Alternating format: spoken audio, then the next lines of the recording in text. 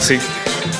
Mungkin sedikit direvisi kalau yang diminta oleh panitia sebenarnya membicarakan peran AI di ranah bisnis, brand dan marketing. Jadi saya boleh stick dengan topik itu ya, karena itu yang sudah disiapkan. Oke, boleh ditampilkan slide-nya. Mungkin buat teman-teman muda saya, para mahasiswa-mahasiswi, saya mau sedikit menaruh konteks dulu juga buat teman-teman dari bisnis yang hadir hari ini. Kalau kita bicara teknologi dan bisnis, yang perlu diambil oleh bisnis adalah opportunity-nya atau kesempatannya. Nah, kalau mau mengambil kesempatannya, kita harus memikirkan gelombang apa yang bisa diambil. Teknologi AI ini sudah menjadi pembicaraan sejak November 2023 gitu ya, ketika OpenAI mengenalkan ChatGPT. Nah, sampai hari ini ternyata masih menjadi pembicaraan yang menarik. Tapi kalau dari ranah bisnis, kita perlu melihat teknologi-teknologi yang sebenarnya dari dulu sudah muncul dan punya kekuatan untuk mendisrupsi, dan itu yang perlu kita pelajari sama-sama supaya kita bisa mengambil opportunity dari AI. Kalau teman-teman lihat ketika steam engine pertama kali ditemukan, ya, dulu steam engine itu masih besar, ya, lalu dari steam engine itu masyarakat bisnis belajar untuk mengambil kesempatannya. Dari situ muncul kereta api uap. Dari kereta api uap, bisnis berinovasi, barang-barang bisa dimasukin dalam kereta supaya keretanya bisa membawa barang-barang itu, terjadi perekonomian. Terjadi perekonomian, barang-barang bisa dibawa ke sana sini, muncul masyarakat industri baru. Makanya ada negara-negara yang menjadi negara maju karena teknologi yang asalnya dari teknologi uap tadi. Itu baru satu teknologi yang sifatnya disruptif. Apalagi teman-teman mahasiswa. Kalau kita mau tarik mundur, ketika manusia purba pertama kali menemukan api, teknologi disruptif. Yang muncul kemudian adalah kemampuan kita sebagai manusia untuk bisa membuat makanan yang dimasak. Lalu muncul masyarakat komunal, bisa makan sama-sama. Lalu muncul dari situ bahasa. Ya, itu teknologi api. Setelah itu muncul teknologi alat bantu dalam bentuk batu gitu ya, maupun kayu. Akhirnya manusia bisa berburu, bisa melakukan perdagangan, barter. Saya nangkep kelinci, kamu nangkep kuda, kita tukeran. Ya, jadi sebenarnya AI tidak berbeda dengan teknologi-teknologi lainnya yang muncul dan mendisrupsi manusianya. Kalau kita lihat dari api, lalu stonework gitu ya, lalu ke steam engine, juga jangan lupa bahwa pernah ada teknologi yang mendisrupsi, yaitu teknologi percetakan. Teman-teman tahu nggak, teknologi percetakan itu begitu mendisrupsi sampai ada kerajaan yang melarang untuk mencetak, karena mereka tidak ingin budayanya maupun pengetahuannya disebarluaskan. Ya, jadi yang saya mau tekankan di sini adalah kalau tadi teman-teman Bapak Ibu dari regulator tugasnya adalah untuk khawatir untuk meng-contain teknologi yang ada, jangan lupa bahwa teknologi-teknologi di masa lalu juga ada masanya ketika teknologi itu membawa gelombang-gelombang sendiri. Nah, hari ini dalam konteks bisnis saya ingin teman-teman bisa melihat gelombang-gelombang apa saja yang bisa timbul akibat AI. Oke. Tadi sempat dibilang sama Pak Edwin tentang Garry Kasparov, itu menjadi menarik sebenarnya. Teman-teman di sini ada yang main catur, boleh angkat tangan? Ada beberapa yang angkat tangan gitu ya. Konon kalau main catur, setelah saya memberikan 3 langkah dan lawan saya memberikan 3 langkah, di situ kemudian muncul ada 121 juta kemungkinan untuk langkah-langkah berikutnya. Di situ teman-teman bisa lihat bagaimana kecewanya Garry Kasparov ketika akhirnya dikalahkan oleh mesin. Langsung dia pensiun sebagai pemain catur, lalu mulai menulis buku. Kalau teman-teman tertarik belajar tentang AI, atau menganalisa, atau belajar tentang etika AI, bisa membeli buku yang ditulis oleh Garry Kasparov. Nah, kejadian itu terjadi memang sudah cukup lama gitu ya, di tahun 97. Tapi jangan lupa teman-teman, itu baru catur biasa. Kalau teman-teman sempat mendengar cerita AlphaGo, komputer yang dibikin oleh Google pada saat itu di tahun 2016 kalau saya nggak salah berhasil mengalahkan juara dunia catur Go dari Korea.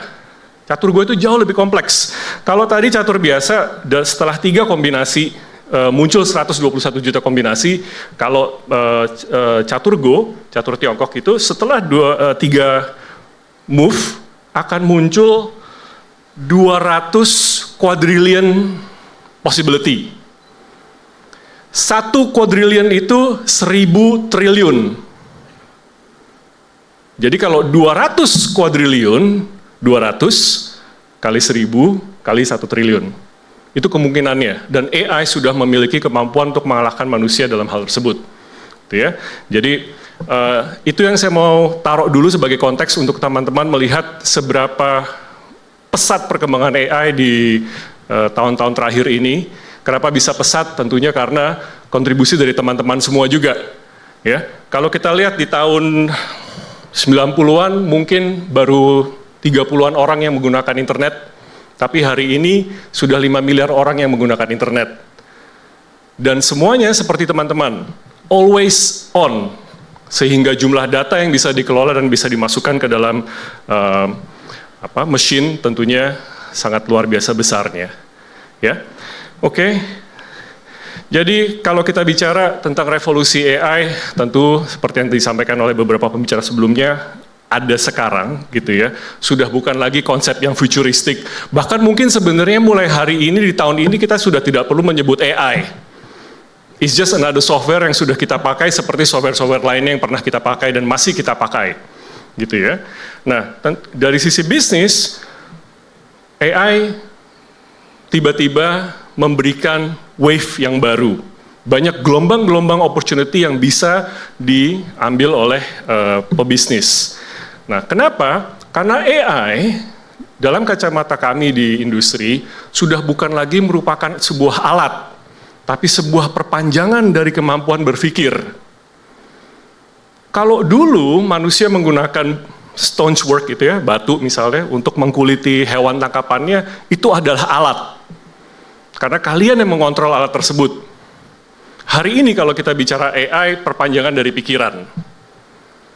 Tadi Ibu sempat menunjukkan slide yang di sebelah kiri, ada AI, lalu ada ACI, Artificial Capable Intelligence, lalu yang paling akhir tadi kalau saya nggak salah ada mulai masuk ke ranah AGI, ya, General Intelligence. Nah, memang AI ini menjadi perpanjangan pikiran karena memang AI dibuat dengan memodel dari otak kita, otak manusia. Ya. Jadi kembali ke ranah bisnis, ada beberapa hal yang tentunya bisnis bisa gunakan saat ini. Saya bicara saat ini, gitu ya. Pertama dari sisi efisiensi, lalu dari sisi scalability, dari sisi data driven. Tadi Ibu juga sempat sampaikan bahwa salah satu profesi yang teman-teman mungkin bisa pertimbangkan dan penting adalah data analis, sebagai data analis gitu ya. Karena apa? Kalian semua saat ini sangat menuntut yang namanya personalisasi dan itu sangat bisa didukung oleh AI. Kalau teman-teman rajin nonton Netflix, sebenarnya di situ banyak sekali fungsi AI yang digunakan, termasuk memberikan rekomendasi dari konten yang harus ditonton gitu ya. Bahkan film yang sama yang kita tonton sama-sama punya poster yang berbeda karena saya punya preferensi yang berbeda, Anda punya preferensi yang berbeda gitu. Jadi dalam konteks bisnis, dalam konteks membangun brand, AI ini bisa memberikan konsistensi ya, karena kalau kita berhubungan dengan brand besar yang punya operasional di banyak negara, konsistensi pesan dari setiap bisnis itu beroperasi penting untuk dijaga di semua platform. Ya. Nah, yang menarik adalah ternyata AI bisa memberikan emosi, koneksi emosional. Kalau teman-teman baca berita tadi pagi, ada beberapa mahasiswi di China, di Tiongkok sana, yang setiap pulang kuliah ngobrolnya sama DeepSeek. Karena dia merasa saya bisa punya pendengar yang lebih mau mendengarkan. Kami di WIR bekerja sama dengan salah satu universitas swasta yang ada di Jakarta, juga sedang mengembangkan sebuah teman virtual. Kenapa? Karena ternyata teman-teman di sini punya masalah kesehatan mental yang cukup lumayan. yang tidak bisa dipenuhi oleh jumlah psikolog maupun psikiater yang ada di Indonesia. Kenapa? Karena Indonesia hanya punya 2.000 psikolog yang tersertifikasi, tidak cukup untuk even melayani teman-teman yang ada di ruangan ini. Jadi tolong bapernya dikurangin. Ya. Nah, dengan adanya AI, kami di WIR dengan universitas ini berharap setidaknya di awal, diagnosa awal atau percakapan awal itu bisa di-capture oleh AI, dan kalau memang ada resiko-resiko yang perlu di-address oleh real professionals, bisa dirujuk ke real professionals. Nah, itu yang terjadi. Ya. Jadi, dalam konteks bicara tentang AI dan bisnis, tentunya kurang lebih seperti yang tadi 3 saya sampaikan.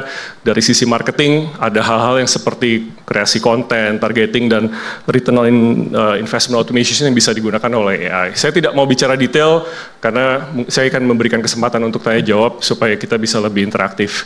Gitu ya. Tapi yang jelas, kalau kita bicara the power of analyzations, AI memberikan gelombang tadi, wave of opportunity tadi yang bisa teman-teman manfaatkan. Lagi-lagi sebagai bisnis kita perlu bertanggung jawab, gitu ya. Jadi kalau sampai nanti teman-teman ada yang melakukan bisnis menggunakan AI, tentunya transparansi, privacy yang menjadi topik hangat belakangan perlu diperhatikan, terutama tentang bias. Ya, mungkin ada yang sudah menonton dokumenter di Netflix bicara tentang bias yang terjadi karena algoritma, gitu ya. Memang belum sempurna. Belum sempurna. Kalau kita bicara AI, awalnya adalah computer vision. Artinya semua yang dilihat oleh komputer harus bisa dilabelkan. Ya. Lalu AI, kalau yang teman-teman pakai misalnya ChatGPT dan sebagainya, mulai memproses yang namanya language, karena bahasa gampang ditebak. Setelah satu kata, kata berikutnya bisa ditebak, bisa ditebak, bisa ditebak. Gitu ya. Nah, sekarang mulai masuk ke arah spasial. Bahkan AI sudah bisa mengenali spasial, space. Gitu, ya. Jadi kedepannya akan sangat-sangat luar biasa. Ya. Jadi itu konteksnya, bahwa setiap teknologi yang muncul dan mendisrupsi pasti ada wave-nya. Tugas regulator adalah untuk memberikan pengamannya, containment dari containment problem tersebut, gitu. Ya, jadi kalau kita bicara ke depan, saya yakin teman-teman bisa melakukan research sendiri, tapi ada 3 hal mungkin yang menjadi perhatian kami di WIR Group. Yang pertama tentunya adalah kolaborasi yang semakin banyak antara human dengan AI. Ya, kalau teman-teman sempat mengikuti kampanye pemilihan presiden yang baru selesai di tahun lalu, di situ sudah mulai ada beberapa kandidat yang menggunakan AI. Masih kesannya untuk seru-seruan aja, gimmicky, tapi di situ ternyata punya dampak yang luar biasa. Ya. Lalu yang berikutnya tentunya adalah voice dan visual yang di tengah. Teman-teman jangan lupa, ketika teman-teman berkomunikasi dengan software atau aplikasi, selama ini mungkin yang berkomunikasi adalah jempol, Anda mengetik. Semakin ke sini, ketika AI secara parameter sudah semakin kompleks, tentunya akan bisa memproses voice, apalagi visual. Kalau visual sudah jelas lah ya, kalau teman-teman pakai handphone Samsung yang terbaru sudah bisa memproses visual. Ya, jadi ini yang kami di WIR melihat ke depan akan seperti apa. Dan tentunya karena WIR ini berangkat dari industri VR, AR, kami melihat pengalaman imersif akan semakin menjadi, semakin mendekati realita ketika menggunakan AI. Ya. Jadi sekali lagi, setiap teknologi ada wave-nya. Teman-teman identify wave itu apa aja, ya. Lalu bangun timnya. Kalau sudah bangun timnya, tentu silakan bereksperimen secara bertahap. Ya. Kenapa bertahap? Karena teknologi itu perlu bertanggung jawab. Ya. Mesin kendaraan bermotor itu ditemukan tahun 1863. Tapi baru menjadi mobil yang diproduksi massal itu tahun 1908. Mobil pertama yang di mass produce itu tidak memiliki sabuk pengaman, gitu ya. Jadi semua perlu bereksperimen sebelum bisa di scale secara penuh. Oke. Lalu yang terakhir, kalau kita menggunakan kacamata bisnis, tentunya kita harus sama-sama mengembrace AI untuk mentransform bisnis kita, karena bagaimanapun juga Bisnis itu kuncinya sederhana, memaksimumkan profit margin. Kalau memaksimumkan profit margin artinya harus meminimumkan cost. Kalau meminimumkan cost, ya mau nggak mau akhirnya beberapa cost yang besar yang bisa digantikan dengan teknologi akan digantikan oleh teknologi. Ya, mungkin teman-teman berpikir kalau nanti AI sudah mencapai tahap ACI, Artificial Capable Intelligence, mungkin saya nggak perlu pegawai. Saya bisa buka laptop saya bilang, tolong lakukan research di Tokopedia, cari 10 barang yang paling laris di 2 minggu yang lalu, cariin suppliernya di China sana, lalu tolong bukakan PT, kemudian bikinkan website buat saya dengan semua nomor yang bisa menjadi call center, klik enter, lalu semuanya beres. Mungkin nggak itu terjadi? Sangat mungkin. Ya, kalau teman-teman menggunakan ChatGPT, ChatGPT 2 itu di training menggunakan 8 juta halaman web. Hari ini kalau kita bicara GPT 3, kalau ada yang masih pakai GPT 3, parameternya itu ada 175 miliar. Satu parameter, satu kompleksitas. Jadi kalau ada 175 miliar parameter, artinya ada 175 miliar kompleksitas. Alibaba beberapa minggu yang lalu sudah mengumumkan bahwa mereka punya 10 triliun parameter. Ya, jadi kalau saya jadi teman-teman yang hari ini duduk di sana, tentu saya akan khawatir. Bahkan saya sendiri khawatir gitu ya, apakah putra-putri saya bisa survive melewati hari ini AI, mungkin beberapa tahun lagi ACI, mungkin 1 dekade lagi AGI. Nggak tahu. Gitu. Tapi sekali lagi, yang penting adalah mengenali wave dari setiap teknologi yang ada. Ya, kalau bicara wave setelah AI apa? Sepertinya ke arah robotik. Karena teman-teman sudah lihat mungkin ya beberapa robot yang ditampilkan di CES di bulan Januari kemarin sudah sangat canggih. Kalau sudah masuk robotik, tadi yang disampaikan Ibu ada quantum computing. Kenapa disebut quantum computing? Karena ukuran chipnya ada di level atom. Yang artinya lebih kecil dari sehelai rambut teman-teman. Satu helai rambut teman-teman, konon ukurannya 90.000 nanometer. Chip yang dipakai oleh NVIDIA hari ini ukurannya 3 nanometer. Jadi kalau kita udah bicara quantum computing, tentunya akan berukuran atom. Ya. Lalu yang berikutnya, wave berikutnya, konon katanya adalah sintetik biologi. Ya, itu mungkin topik berikutnya di tahun depan untuk Pak Bowo gitu ya, dari teman-teman economics kita akan membahas tentang sintetik biologi. Tapi semua basisnya adalah data. Oke, saya cukup di sini supaya kita bisa ada diskusi dengan para pembicara yang lain. Mudah-mudahan berguna teman-teman. Kalau ada yang mau dipertanyakan, saya persilahkan ke Bapak yang pegang mic itu. Ya baik, kita buka sesi tanya jawab. Ya. Silahkan, boleh yang ingin bertanya. Dari sisi sebelah kiri ini teman-teman dari universitas boleh sebutkan nama terlebih dulu, silakan. Oke, sebelumnya terima kasih. Perkenalkan saya Ayesa dari Telkom University. Sebelumnya tadi Bapak bilang ya terkait dengan ada proyek Bapak ya, dengan Weir Group dan juga teman-teman universitas lain mengenai pembuatan cycle helping people virtual friend untuk itu, kesehatan mental dengan menggunakan AI ya. Namun saya mendengar beberapa hari yang lalu gitu ada berita tentang remaja yang ketika dia curhat kepada AI justru adanya mengalami bunuh diri gitu ya karena disuruh about that. Terus juga tadi disebutkan bahwa apakah sebenarnya AI itu sentient being or apakah nanti di masa depan akan ada memiliki consciousness gitu loh. Jadi saya ingin bertanya tentang terkait itu. Oke. Itulah makanya kenapa penting sebuah regulator juga melihat pentingnya edukasi. Ya, kalau kita lihat yang kita edukasi yang kita pelajari dari terutama saya gitu ya sebagai orang tua, apa yang anak-anak saya lewati dari TK, SD, SMP, SMA, belum ada kurikulum yang mengajarkan tentang literasi digital, apalagi literasi AI. Ya, saya mau tanya ke teman-teman di sini, berapa banyak yang sudah merubah passwordnya di 2 bulan terakhir? Sudah memasuki tahun 2025, ada yang sudah merubah passwordnya? Rasanya belum. Ya, sebegitu rendahnya literasi digital kita. Makanya tidak heran sebenarnya kalau ada orang-orang yang akhirnya melakukan hal-hal yang di luar nalar. Karena dia tidak bisa membedakan mana yang mungkin hitam maupun yang putih. Gitu ya. Jangan lupa teman-teman, baik dan benar belum tentu bijaksana. Jadi memberikan kebijaksanaan ke anak-anak kita itu menjadi tugas.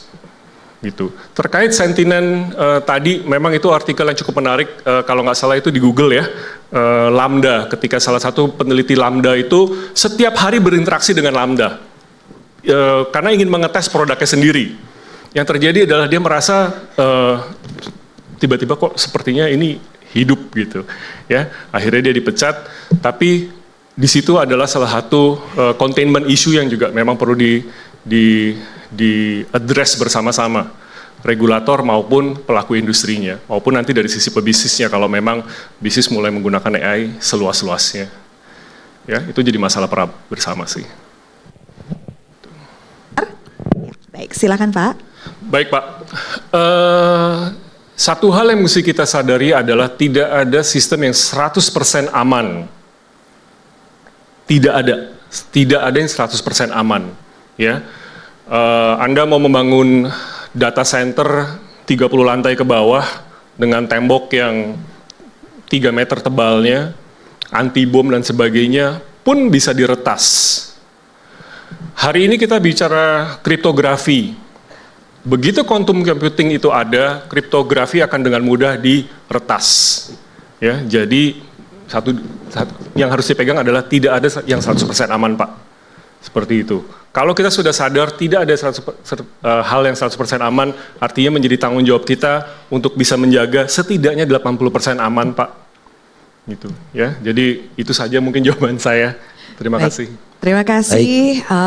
Tentunya harus ada kesiapan mitigasi dari setiap apapun yang akan terjadi nanti gitu ya Pak ya. Betul. Baik, kalau begitu karena mengingat kita masih punya beberapa sesi lainnya, jadi mohon maaf kita akhiri sesi tanya jawab ini dan mohon berkenan Pak Stephen tetap berada di atas panggung. Berikutnya saya akan undang Pak Bram kembali untuk dapat menyerahkan token of appreciation untuk Bapak Stephen Budiman yang sudah berbagi bersama dengan kita semua pada siang hari ini. Kita berikan tepuk tangan yang meriah Bapak dan Ibu, rekan-rekan mahasiswa.